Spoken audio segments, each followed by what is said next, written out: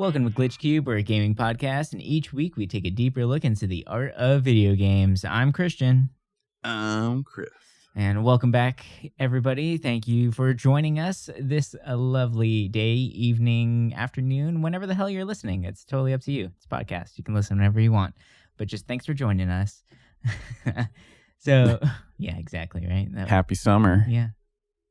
Happy summer for now, and then if you're listening to this in the future, whatever season it may be. And who knows, maybe time has reached the point stops where it's summer again, or, you know, global warming has continued to happen and it's summer forever. So, yeah, happy eternal summer, everybody. Welcome to Mars. Yeah, it's great. Yay, poop potatoes. Anyway. Whoa. Hey, if I learned anything from media, is that we will be growing potatoes on Mars from our own shit. It's the only way to survive. It's fertilizer. We technically already do. That's true. That's a good point. It's gross to think about. Right. I mean, it's gross to think we eat mushrooms and that mostly grows off poop, but yeah. That's a good point. I love mushrooms. Same. Poopier the better. Poop. What the fuck? All right. All right, so like we always do, why don't we jump into those joyous plugs so we can spread some love in the air, you know, show some respect to all those people out there doing the work, or just shining some light on something we enjoyed this week. What do you got for us, Chris? I think a big thing is I got two things. I finally, right at the end of Grandia, and it's been such a good experience, and I'm really happy with it. I haven't been this happy playing an RPG in a long time. It's rekindled that little flame I had, and now I'm I want to play through all these old RPGs now. That childhood wonder is back, and it's weird because it's you look at it and you're like, oh, this just looks like your typical generic game, but I don't know. It's maybe because it's so different, you're not it's, you save the world and stuff, but because it seemed so innocent, it just feels so different. It's crazy. Mm-hmm. I'm having a lot of fun with it. Nice. But I just want to say all these new indie developers and even the ones that have been around for a while, it's crazy what people are doing now, Yeah. Looking at all these releases coming out soon and early access, and it's cool seeing the evolution, I guess, of gaming. And I know we've talked on it before, but it's crazy, growing up, in order to see a new game, you kind of have to play a demo from a disc, and usually it never really ran right and it just wasn't good. And then when the game came out, you almost always forgot about it. Yeah. And nowadays, every game has a demo, and a lot of times the demos, not all of them, but some of them transfer to the main game. And I don't know. And I'm going to get lost checking out all these indie demos soon. And There's just so many out right now. It's crazy. Yeah, I mean, it's one thing to talk about E3 and all the big things coming out, but looking at stuff like Next Fest on Steam, just getting lost in that catalog, it's insane to see what people are coming out with. And I mean, in my own personal opinion, I feel like looking through that list is much more exciting than watching anything on E3 right now. It's just more interesting to me because it's almost, it feels like you're going to Comic-Con and walking through Artist Alley, right? That's a good point. You're seeing these artists, these creators that aren't really well known, but they're putting themselves out there in a different way, and they're just really trying to push the medium and just tell their own story, but they're not getting bogged down with these vicious deadlines. They're able to just kind of create what they want, and it's insane to see what they're making right now. So yeah, I feel like the indie games I feel like it's almost usual when it comes to E3 and stuff like that. They just seemed interesting. Mm-hmm. The indie games during the Xbox showcase, Nintendo's, and then there was indie stuff, like not exactly on E3, but they were like their own showcases, and it's crazy. Yeah. I'm really excited for that. Yeah, it's nuts, man. What about you? You got any plugs or anything? For me this week, I mean, really, I'm just so enthralled and fascinated by all these new little crazy indie games coming out. All these little like you mentioned, like all these new early access things. All these people pushing the envelope. But if I have to really there's something out there that I'm really enjoying. I mean, okay, a little peek into the mind of me. I'm obsessed with competition shows. It doesn't matter what kind of competition show it is. And I just Mm-hmm. found a new one. It's old now. It's like on season 4, but I just found it, so it's new to me. Damn it. But it's like I can't even remember the name of it, but it's like the next great pottery maker or whatever. Oh. It's a British show. It's on HBO, and they literally are just making pottery, but it's so interesting to watch people make these things. And I don't know, I'm just a sucker for art in general, and then when you throw it into like a competition environment, I love it. It reminds me of like Next British Bake Off, but with pottery, right?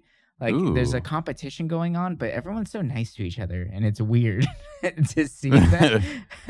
And like, but what they're creating is so crazy because like they have like deadlines of 6 hours to create an entire like dinner set, right? And it's like, oh my gosh, like that's so much work to do. And watching these people like makes these things and then having them like break in the kiln, something that's uncontrollable by them, it's so devastating sometimes, but just super interesting to watch. Yeah. Huh. I have to check that out. I feel like my only like art competition that I've watched at least recently was Nailed It, which I mean, it's not really art, but it's fun though. That's definitely it's fun the one. opposite of art. But yeah, It's a great thing to watch. I mean, it reminds me of there's one back in the day called Work of Art that I loved, but there's only one season of it, and it was fascinating. But it was like illustrators and painters that came together Ooh. and did a competition show.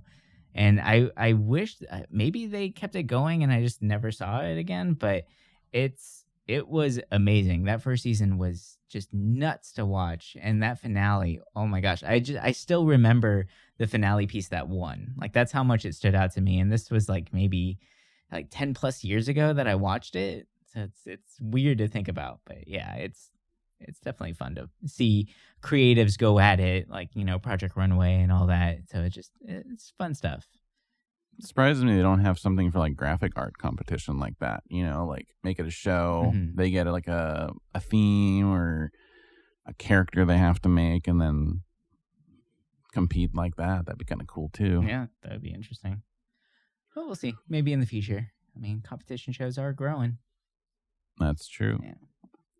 Are you excited for our new season? I am very excited for our new season, and it's been such a crazy ride. To think that we're not that far away from 52 episodes, 1 year of doing this. Damn. And like this is going to be what, episode 39 coming out now? Yeah. Yep. So it's just it's so insane to think about. And what I love about it, I don't know about you, but for me, I'm just still having fun doing this. And we've been doing this we've been posting for 39 weeks straight, but we've been working on this stuff for more than 39 weeks. Yeah. So we've actually been working on it for about a year now. We originally talked about this concept about a year ago, maybe a little bit more. And we're finally we're reaching the year mark of actually publishing and putting things out there. And the feedback from the community has just been amazing. And I love it so much. And I feel like the direction that we are going in is exactly where we need to be, right? Yeah. I can't think of like a better way of putting it, but it's just, I think that's the simplest and best way to put it. And I don't know about you, like I feel like we can go into this a lot more. Maybe we'll do it for our Patreon episode, but this podcast has helped me out in a lot more ways than I could have actually imagined. Like for one, Same. I'm deathly afraid of public speaking. But here we are week in, week out, like we're, putting stuff out there, and I feel like I'm able to get a message across more clearly now and really like yeah, like speak my mind freely and be more confident in the words that I'm saying. And I owe it all to this podcast. That's for sure. Yeah, it's definitely helped my like social anxiety kind of side of things. And I don't know, I just feel like I learned a lot. And I've always loved anything that revolves around games. Mhm. And some of the research we've had to do for some of the episodes, it's like, I don't know, it's cool. It's like I learned stuff not only about like games that I like grew up with, but I feel like it's taught me stuff too, just in general. And it's definitely made me look at games in a different way Mhm. than just like, oh, this game's graphics are okay. Oh no. Like now I'm thinking like, okay, like how did this game make me feel emotionally? What does it like? Is this exciting to me? Like it's stuff like that, like breaking it down deeper. Mhm. And I don't know, it makes me really excited to keep going with the show and really like seeing more new things come up. Yeah. I think that is the perfect little segue into what the topic of this episode and the next couple episodes are actually going to be about. And last month we went more into kind of like the cultural side, really heavy on the psychology and the sociology of gaming. But this time around, for this next batch of episodes, we want to focus on the mechanics in games. And there's so many different ways of tackling this topic. And we felt like we wanted to kind of bring out the ones that have the most wide range, the most variety, and kind of break them Hmm. down into a more tangible level, right? And kind of maybe even show the evolution of that mechanic or mechanics over time, right? Yeah. And so I think a perfect way to lead into this today's topic, and I feel like it's one that has changed the most over time as far as like gaming goes. And that is life and death in video games. But more specifically, I Ooh. guess the death in games, right? How we handle dying in games, whether it's losing a life or having to start a run over or losing all your loot and have, like just that added challenge that they put into games, where it came from, where it's going, like all the different ways that it's been thrown at us to challenge us, to evoke emotions and to tell a story. And it's just, it's insane the amount of ways that it's been done. And we've put together a little bit. We got some of our favorite ones that really stood out to us the most as far as like pushing the boundaries. But I think we should kind of start as to maybe where the whole life and death system started in gaming, or kind of like a general, like speaking about the early years of it first, right? Yeah. Yeah. I mean, think about the beginnings, death in a game was just an excuse to put more quarters in. Yeah. You look at arcade era, Atari era, like in television, all of that, like it was always like 3 lives. And, you had to find more to keep going. And if you died, well, boom, start the game over. Right. There wasn't, for the most part, there wasn't a story involved in those games. So dying and starting over just made sense, Hmm.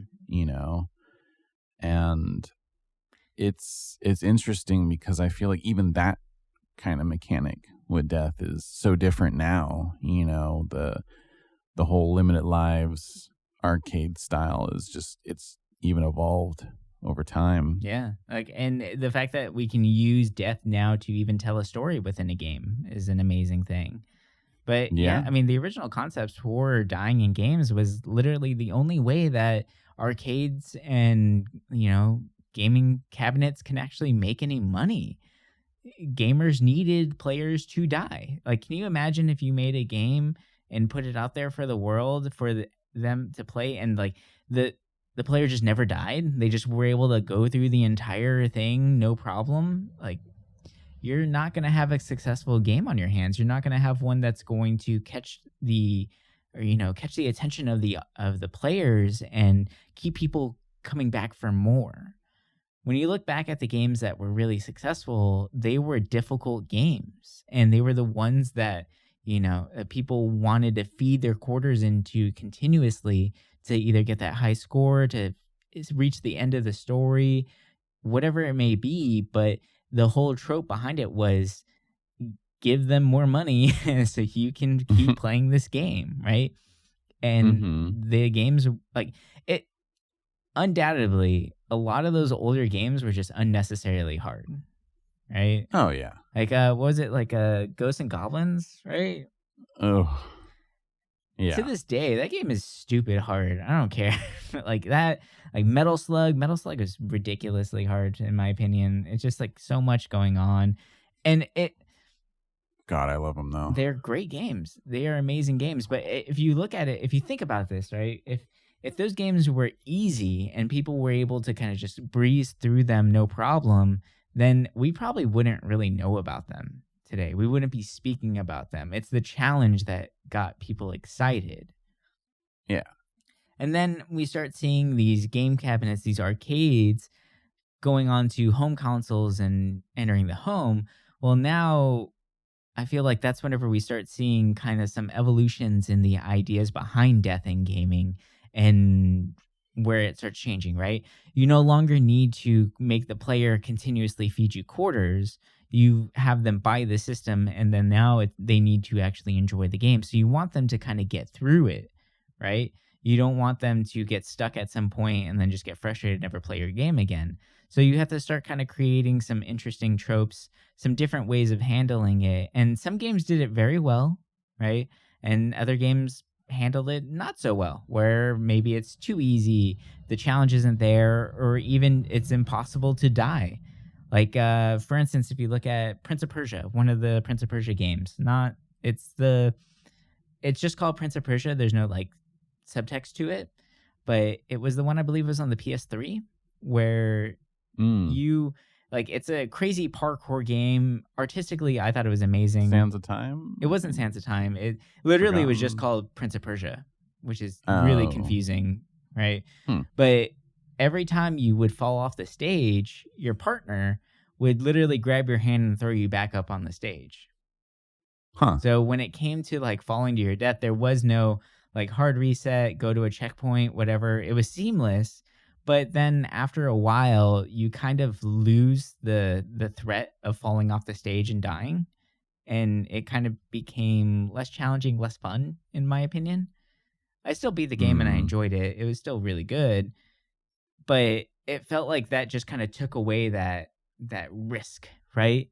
There was no Yeah. chance of like, oh no, if I don't make this jump, then I'm screwed. No, if you don't make the jump, guess what? She's gonna fly out into the sky because she's magic, grab your hand and fling you back up, and then you're both good, and you can just keep doing it over and over again.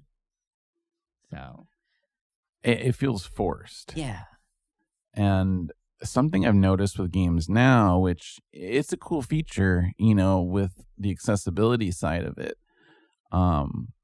You can turn on like a god mode or have infinite lives, Mm. stuff like that. Like I know like in Ratchet and Clank, you could have it where you don't lose health, you don't run out of ammo. And I mean, for that game like that, I mean it's already an easy game, but I think my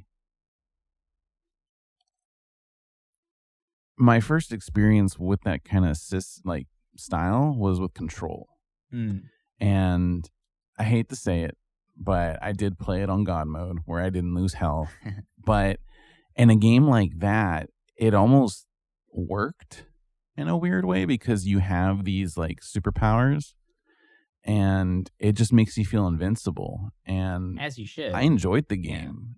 And even though I had that where I didn't die, I was like, this is really cool. Like, it felt good playing it like that. And I mean, the game's not like, it's not difficult, but it made it more enjoyable. And I was able to enjoy the story without having to worry about dying or anything. Well, it's like And playing a Superman game where like if you get punched too much, you die. yeah, It's like, well, okay, no, right? Like that just doesn't make any sense. yeah. So I mean, like with accessibility, and the cool thing nowadays is like because of that feature, like if you're a trophy hunter, like it almost never affects the trophies anymore. So you can still get your achievements, trophies, and have this invincibility thing on. I mean, could you look at it as cheating? I mean, you could, but with such a busy life, I feel like sometimes it does make it nice not having to worry about having to grind or stupid luck. It's Mhm. nice having that feature. If I'm reaching like a little difficult spot, I can just flip it on for a second and turn it back off. Yeah, which is nice. I see no problem with that. I mean, as long as it's not taking away from another player's enjoyment, then why not, right? Yeah. Like that's the only trope that I would see there where that might become a problem. Like it's like a all those like play to win kind of games or like a battle royale. Like let's say you're playing a battle royale and then all of a sudden you can just flip on God mode and not die. Well, okay, now you're messing with other people's enjoyment of a game. So Yeah. that's when it becomes a problem. But if you're just playing single player and you're just enjoying the story, and there's a part where like maybe you're just too tired to, really have a challenge tonight, or you just want to breeze through something real quick because, maybe you have to eat dinner, or you got to get to work, or whatever it may be. What's the harm, right? Of just being able to flip that on real quick, still enjoy the story, still get your progress, and then go about your day. I see no problem with that. Yeah. It makes it nice. Yeah. Yeah, and a lot of other titles have really taken the idea of death and really expanded on it. I think one genre in general that has really, really taken death by the horns, right, is roguelites. Oh, yeah. Like it, A modern arcade game. yeah, basically, right? And the way they handle it is so amazing. And every one has, I mean, they're all similar, but they have their own little tropes here and there, right? Yeah. Like, I mean, like if you look at what was it, Rogue Legacy, right? Whenever Oh, when yeah. you die, you come back, but it's not you, it's you, like one of your, like what's a, it's not, Your it's a spawn. spot, it's not an ancestor, right? Like it's offspring. Yeah, I mean, there's a lineage tree when you like play as a new character. You can see your ancestors, like where you came from. But Yeah. I think that's a really cool way of doing it where like it still implies the fact that you have one life to live, right? hmm When of course it's a game, so of course you're going to be able to continue playing even if you pass away or your character passes away, but you can still continue the story on. And roguelites do it really well and seamless where they might throw in a mechanic like the lineage system, which is great and it just adds a little flavor text to the story. Or they have like, artifact systems that you can carry with you across runs. Like Hades is great at that, right? Where you're able oh to yeah, carry over artifacts or get new weapons and then try runs out differently and get new tropes and new boons along the way and just keep trying out different things until you find one that works for you and then maybe test out new ways of playing the game that you wouldn't have thought of because from the RNG those are the only specific gods that they give you, right? So you're given different abilities that you wouldn't have normally played with in a different run or a perfect run, quote unquote perfect run for you, but it's just very interesting how they set that up. And I mean, one of my favorite parts about dying in Hades is the little guy that tells you is like, "Oh, looks like you were killed by a witch again. Got to watch out for those, right?" Or remember, there's lava and that burns, right? Or like those little tiny little like just those little reminders of like keeping it grounded in the game and making it seem more real. It's a nice touch from Hades, and that's for sure. And a lot of games do that, and it's such a great feeling to have where you're able to expand the world through your actions, even in death. yeah. I mean that is one thing with Hades is like even when you go back and fight the same boss that you just like had beaten before, but then they like comment about it, and it's just it's cool little touches that it puts in there. It makes it really stand out and something different. Yeah, yeah. I mean, another game that does that too. So you're talking about bosses that will remember you. I mean, how can you forget Shadow of Mordor, right? Like with the Oh whole yeah, Nemesis system, what an amazing system to have in place for gaming death, right? And for yeah. those who don't know about the Nemesis system, It's patented, so that's probably why you don't know about it, but apparently the patent might be running out soon, so it will be more heavily known in other games. But Hopefully. yeah, we'll see. It's a good system, so it really does need to be in place in other titles as well. But let's say you fight one of the bosses or the mini bosses or general, and they happen to kill you in battle. The next time you come see them or go and fight them, they're stronger. They might have more forces, and they remember you. And they don't just remember you; they like say something is like, "Oh, you're the one I killed before. I'll make sure to put your head on a pike again this time." Right? Like Yeah. they really play it up where it's like, I've taken you out before, I'm gonna easily do this again. And it just kind of like really stirs you up inside when you play that, where you're like, okay, let's do this, like round two. I'm ready for you this time, and we can have a proper fight, right? And what's cool about it too, on the flip side, is whenever you defeat a general, then another person might will be put into place as the general, right? So like it could be like a Yeah. brother or whatever, like a family member or even like an enemy of that person. They get put into place as the next head. And then now you have a new person to fight. And they continue on with that dialogue tree as well, of like kind of expanding the world around you. And it's such a nice touch. And it's very complex, but it just flows so nicely. And it just makes sense to have in a game like that. Yeah, it's definitely a mechanic I would love to see in other kinds of games. Like it sucks that it's like patent, Hmm. and I feel like the closest we've gotten maybe was like Assassin's Creed Odyssey with it, where certain mercenaries, there's like a tree of them, or like kind of like a ranking system, and if you lost to one, it would go up like a rank. But I mean, it was totally shallow compared to like Shadow of Mordor and stuff like that, which, that it was almost fun to lose to them just to see them rank up and then have that extra challenge of trying to take them down when they're like three ranks above what they were when you first fought them. It's definitely a cool system, and it'd be cool to see that, like, say, like in a space game where it's like Hmm. space cowboys or something, and if they kill you, like they go up in like credibility. Like it'd be a cool mechanic that you could do so much with. Oh, that would be a really cool like outlaw system, right? Like Yeah. maybe you're a bounty hunter and like what maybe like the world can continue on around you and the people that you're hunting are actually fighting each other too. So there could be an instance in which someone you have like two bounties in front of you and one of them actually kills the other guy and now their bounty goes up because they're now a higher ranking outlaw, but you just lost out on that other bounty because he's been killed by, an enemy of yours. Like that could be pretty I would interesting. love That would be that. pretty cool actually. That'd be a really fun like online game to play where you're just a bunch of bounty hunters. I think that would be really sick. That'd be cool. Hit us up if you want to make that idea happen. Right. WD, let's go. Yeah, Let's that do it. sounds awesome. Actually, I'd love to play that. Anyway, back on topic.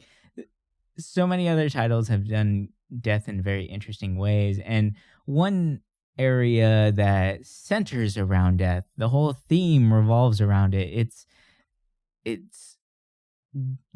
like spilling out of its bloody maw, and the idea of death keeps shambling back towards you over and over again. And I'm wondering if you guys can get the hints, but I'm talking about zombie games, right?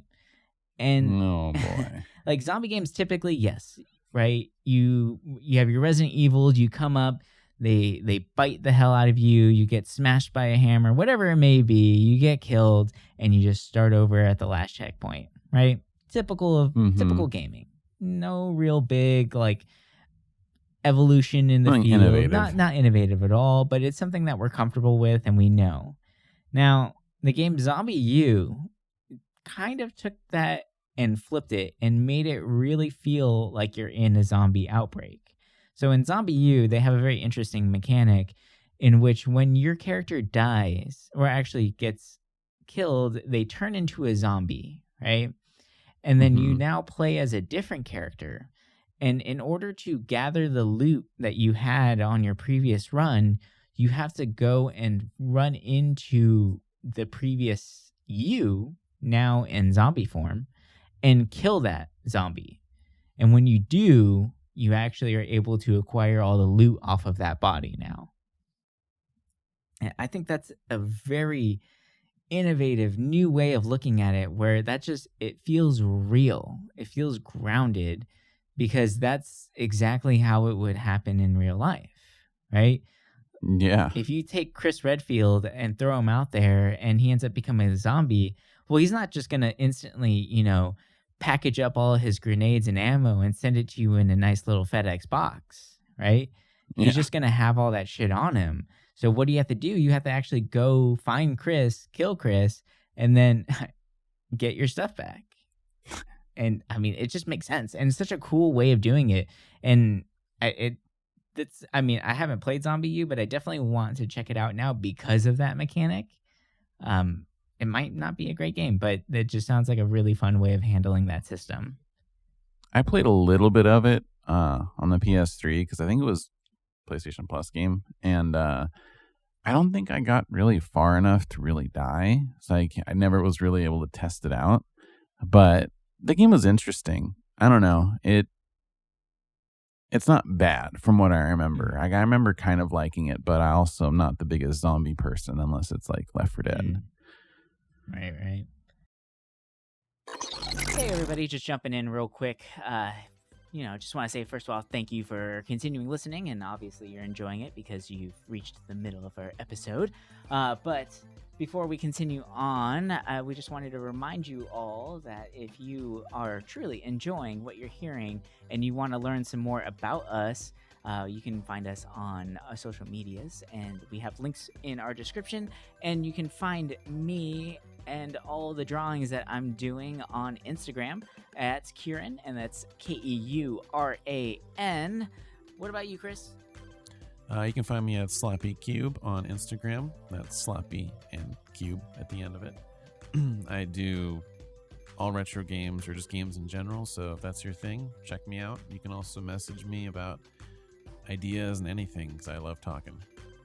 Yep, we both really enjoy talking, obviously, because we are recording a podcast. So if you want to join in the conversation, please reach out to us on the Discord, and let's get right back into this episode.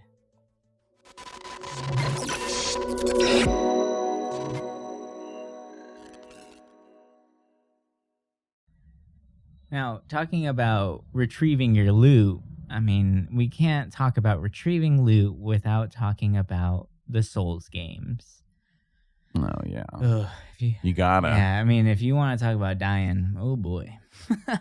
You gotta talk about Souls games. Like, these games are just insanely hard. And if you have been living under some sort of rock and you have no idea what a Souls game is, it is whenever you continuously put your head in a blender and hold down the pulse button. No, I'm just kidding.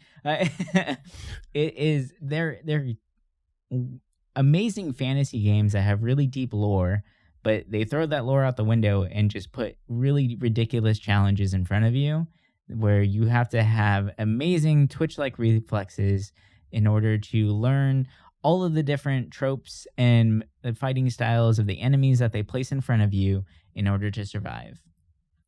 Now, the biggest thing about it is when you die, your souls get left behind on the body, and the souls are actually the currency that you use throughout the game, right? So in order to retrieve those souls, you have to go back to where you died, and then you pick them back up. Now, the problem with that is that if you don't make it back to your body and you happen to die again, well, all those previous souls are now lost. It only saves one state of your drop souls. So that can get a little daunting, and it just adds to the overall challenge of the game. And it does make it very enjoyable because there is such a hardcore challenge behind it. I mean, it's fun. Yeah, they're fun games, right? I don't know. The thing with Dark Souls is, like, every time I play it, I'll play it for like a week, and then I won't play it again for like another few months. And it's like now I'm at the point in the first game where I'm like, I think more than halfway through it, and I'm like, I want to go back to it, but I feel like I'm not as. I spent a lot of time learning how to like really play it well, and going back to it, you just start feeling rusty. Yeah. But something that I like, and I mean, it's another. I guess you could say it's like a Souls-like, was like Hollow Knight, where when you die, your little spirits are where you died, but you have to also fight like a little black shadow version of yourself, who is easy enough, but it has an extra challenge of trying to get your stuff back as well, Right. which I thought was kind of cool. It makes it kind of interesting. Yeah, that's a really nice mechanic. I like that. I love Hollow Knight. It's such a great game. The art style is just beautiful. Mm-hmm. Man, yeah. It's actually one of my favorite visual games for sure. Yeah, that art is just nice. Yeah. Oh boy. Oh boy. So yeah, go ahead. Go ahead. So speaking about like kind of going back through like progressing the story and stuff like that, there's an older game that I kind of want to talk about where I played it on the PS2. I guess it came out on the Wii too, or Wii as well. And there's a Wii too? I think we don't talk about the Wii U here. Talking about Baroque, which was a game I randomly picked up one time. I never knew it existed growing up, and I saw it was an Atlas title for cheap, and I was like, oh yeah, I'll pick it up. You can't really go wrong with Atlas games. And it's very different than what I thought it would be. It's got kind of like a roguelike system to it, where you're in this tower, and it's kind of like a One Life feeling to it, action RPG kind of style to it. And in order to progress certain parts of the tower, you actually have to die. And, you don't really know that until later on. So you're going to be like stuck, and you're like, oh, hey, like I need to. It's like mandatory to die, which is interesting because I feel like you don't really see that in games. Yeah. It's different, especially for back then too. Like that's really trying something different. Yeah, it's a trope that's not really used commonly in games because I mean, like so many people don't want to think about having to die in a game, right? They want to win. Everybody wants to win. Everybody wants to be the hero of light. Everybody wants to be the champion of the game and just make it through and just muscle their way through everything, every challenge. But there's something to say about, using death as a tool for progression. And it's a direct reflection on life itself, on our everyday lives. Through loss, we learn the most, right? And without loss, we don't learn from mistakes of our past, or don't grow, or don't push ourselves, or, try and develop things to better the world around us. If you imagine a world in which, no one died, then the idea of trying to solve a lot of our problems, whether it become like as far as like agriculture or anything like that, or sanitation, city building, even like that, there's no reason to further develop those things because we've reached a point of like status quo, right? Like there's no way of progressing. And actually there's this little game, it's called iOS Puzzler, that takes that concept too, which is really interesting to think about, where you have to actually, like, let's say there's a spike trap in front of you, right? And you have to jump across it, but the jump is way too far for you to make it. So what you do is you jump and basically sacrifice one of your character, but the body stays behind. So then that way your predecessor, or your ancestor, or your offspring, or whatever it may be, the next player can come up and use your body as a new platform to get across that trap. So now they're able to make that jump because they're able to jump on your body and then, jump the rest of the way. So it's it's a much simpler. It's very geometric shapes. It's just squares and triangles and things like that. Which I guess you could say that of all games, but it's very simplistic in its nature. Where it's literally you're just a square that's jumping around.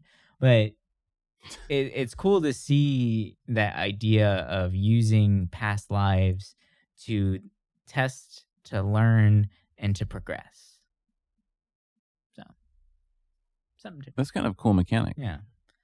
Sacrificing yourself for the next playthrough. I like that. Yeah, something that I think needs to be used a little bit more. And I feel like it adds to, even if there isn't like a story behind it, you can make a simple puzzler.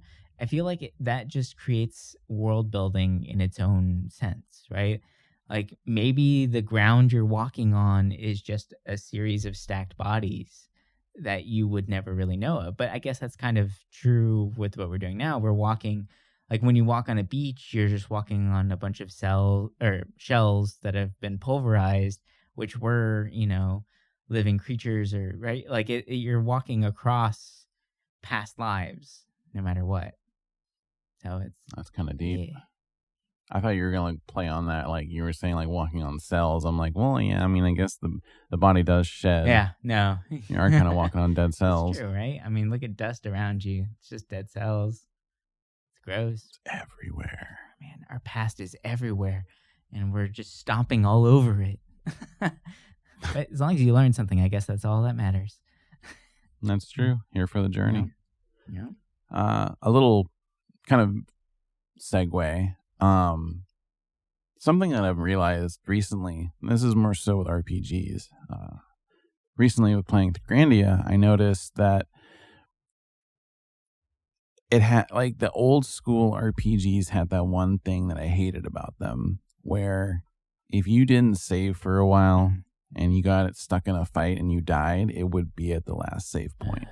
And I gotta say, I don't know when the evolution happened where it's like, continue or retry the battle, or obviously quick saves kind of, or auto saves kind of changed the game, but having that feature of at least restarting the battle before giving up is such a nice feature. Yeah. In RPGs now, like, it sucks, dude, when you're like going through a certain like dungeon and the only save point was at the beginning of the dungeon. You've already spent like 40 minutes going through it.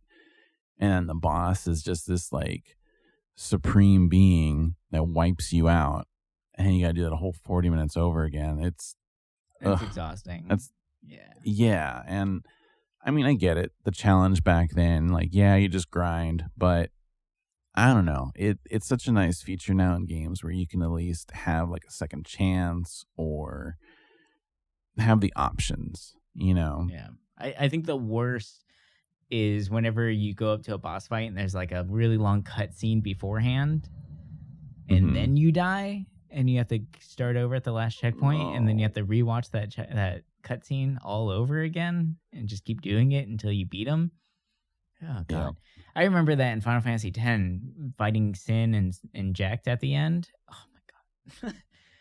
I can't tell you. I forgot how many times I died, but having to rewatch that freaking cutscene over and over again, and it was so long. Like, I almost put the controller down and just gave up for how long it was, but I persevered and I beat it. Yeah, those like unskippable cutscenes were daunting. Oh gosh. Or when you're fighting a boss that you're not supposed to kill, that you're supposed to lose to, but you're like giving it your all, using all your items and your spells. I hate that. Only to find out you have to lose. It's like, oh, come on. Like, give me my items back at least. Just make it a cutscene. Just make it a cutscene. Yeah. So much easier. Oh gosh. Those are the worst. So many elixirs lost. Too many. All my Phoenix Downs gone. Yeah. Now, death, we've mentioned that death can really like help us learn, help us progress. But I think one thing that some of the newer games that are doing with the death mechanic is using it in the story itself and intertwining it with it and kind of boosting the general theme behind it. And I think one of the great ones that did it was Heavy Rain. Heavy Rain's a great game, and it's so interesting to see because it's multiple characters that you're playing, and all their stories are intertwining. But one of the crazy things about it is that at any given point, the one of those main characters can actually die, and when they do, it's not a game over. What it does is that it actually changes the story going forward. So you might not, you might not get any more knowledge from that character's point of view because obviously they're dead, but you can still continue getting knowledge through the other players' points of view. And it will change up how they interact with characters because they won't have as much information or whatever it may be. So it's a really cool way of keeping the story alive and progressing with it and just making it feel more real and grounded without just giving you a blanket, game over screen. Because with a game like Heavy Rain, you want to keep the immersion alive, right? You want to make sure that the player is always continuously thinking about this title. And if they see a game over screen, nothing more will break the immersion than that, where it's like, okay, game over. Well, great. Let me just start that over. I'm going to make the right choice this time, and then we're good. We'll just continue on with the story, right? Like in that instance, there is no right choice. There's just the choice you made, and now you have to live with it. So it's a really, really cool way of handling that. I really enjoy that. That's different. I've never had the opportunity to play Heavy Rain. I have it, but I just never touched it. I feel like I really should now, just because it sounds so different. Yeah, it's a cool way of doing it, that's for sure. Yeah, there's so many different ways of handling that. But I mean, like, even like, what is it? Hellblade. Hellblade has such a cool way of handling it. So, for those who don't know about Hellblade, Hellblade is an amazing game in which you are a female protagonist that is, I think her name's, what was it? Senua, yeah. Where you're trying to, basically just avenge your lover's death, right? But the way it was designed, it's actually a game about schizophrenia and mental disorders. And when you die, like as your character is going through, it's like kind of like cutscene. It's like mini cutscene at least of their death. You kind of are thrown at this weird camera angle in which you are now watching yourself die. And if you listen to the dialogue, you can hear yourself yelling at you, saying, "Look out, get up, get out of the way." Like you're talking to yourself from the outside, telling you to get out of the way of this final death blow. And then when you come back, or you're resurrected, or whatever, maybe, or you start over at the last checkpoint, your character looks at their arm, and there's a slow, like a creeping black ooze that's going up your arm. And there's that idea of the risk of which, if this black ooze or this gunk reaches your brain, then your mind is now dead, and you're basically taken over by your own internal darkness, which is just a forever fear for people who have a mental disorder on that level of schizophrenia, of just completely losing yourself. So it's just another amazing way to continue the theme and just boost it even further with the use of the death mechanic. That's kind of cool. Yeah, it's a trip. I've played it, but I never got to the point where I died or anything yet. So that's actually interesting. I wonder how many chances you have where until you get fully taken over. Well, peek behind the curtain. Apparently, there is no way of actually getting fully taken over, but you feel it when you play it. Like you feel like you're going to lose yourself. Gotcha. Which is it just speaks to the writing, right, of the game, of how, like, even you as a player, you feel so much for this character. Not only do you want to help them avenge their loved one, it just, and everything about it, from the way that the sound design is, where you're hearing voices around you, you feel like you're slowly going more and more insane yourself. And then with the way that the deaths are scripted out like that, it's just so intense. It just, all of it coming together just adds this amazing, just intense emotion when playing the game. Huh. Yeah. So I got a question for you. Shoot. What are your thoughts on, like, say a game like Fire Emblem, where, I mean, they have it now where you can turn off permadeath, but well, how do you feel about games where, you know, if you lose one of those characters from your army, you know, you won't see any more cutscenes of them, or, you know, you miss out on content? Like, do you feel like it feels real like that, or is it like something that annoys you? If you ask the middle school version of me, I would say I hated it. Like, the first time I played Fire Emblem, I absolutely hated the fact that there was permadeath, and I can't tell you how many times I reloaded saves whenever a character died in battle, so that I can just do it again, so that I can make sure everybody survives.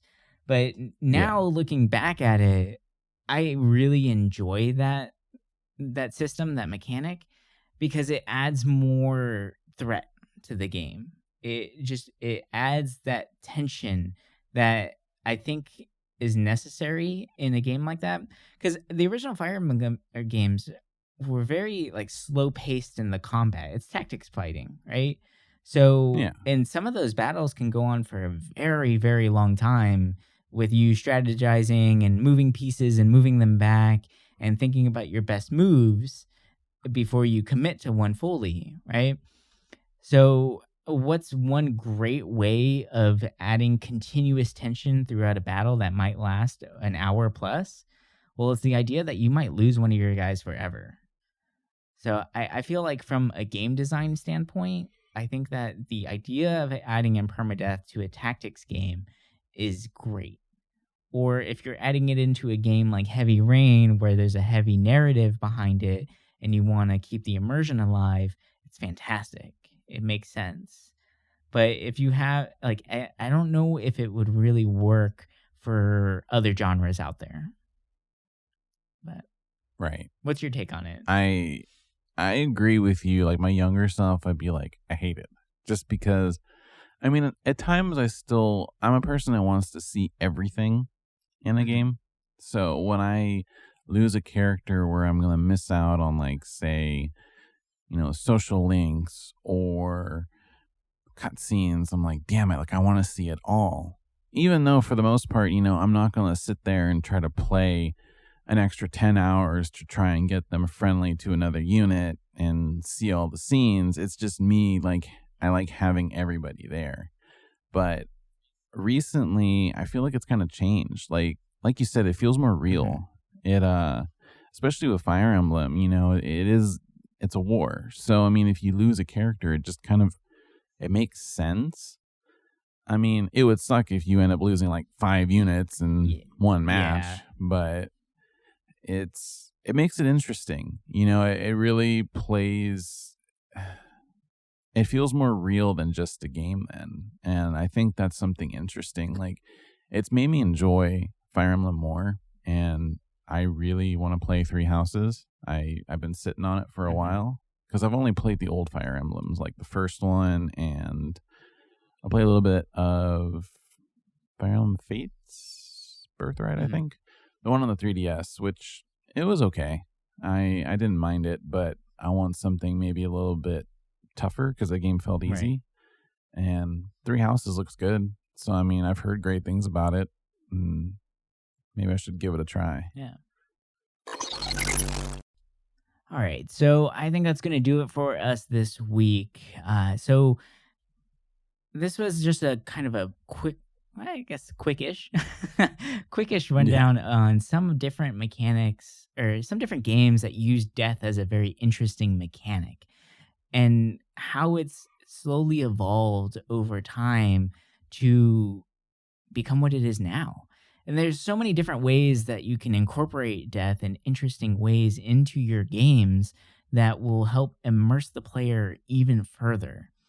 And I'm very interested to see, and I think that's what really excites me the most about these indie games coming out, is because those are the ones, in my opinion, to really push the boundaries and really try things new, or try new things that like the AAA titles are afraid to try because they need to make their money, right? They need to keep their studios open. So it makes sense that the AAA titles are going to be using the tropes that work, that they know work and they make sense.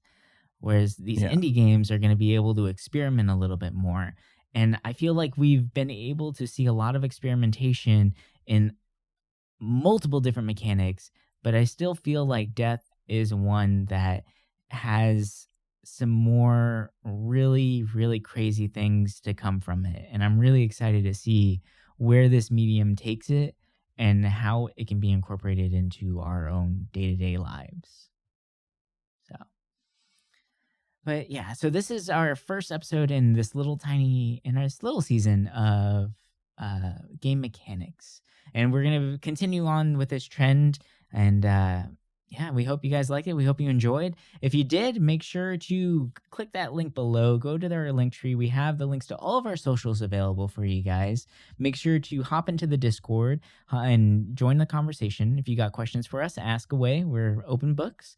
And if you have a recommendation for a mechanic or an episode that you want to hear in the future, make sure to hit us up and let us know, because we'd be more than happy to discuss it and maybe even discuss it with you. You never know, right? And please, if you guys can, we want to say thank you so much for the love and support that everyone has already given us. And this community is such an amazing place to be. And you know, we would be completely different people without this show and being able to talk with you guys. But if you want to be able to support us a little more and help us, you know, keep making such fun content for you guys, make sure to become a Patreon. We have multiple things available for you guys. You can check it out. Some fun stuff in there, some little things that you might not even think about, but it definitely does help us out a lot. So please consider that if you can. And if you can't, that's okay. We love you still too. So don't worry about that. But yeah, so that's going to do it for us this week. Thank you guys so much for listening. And bye. Bye.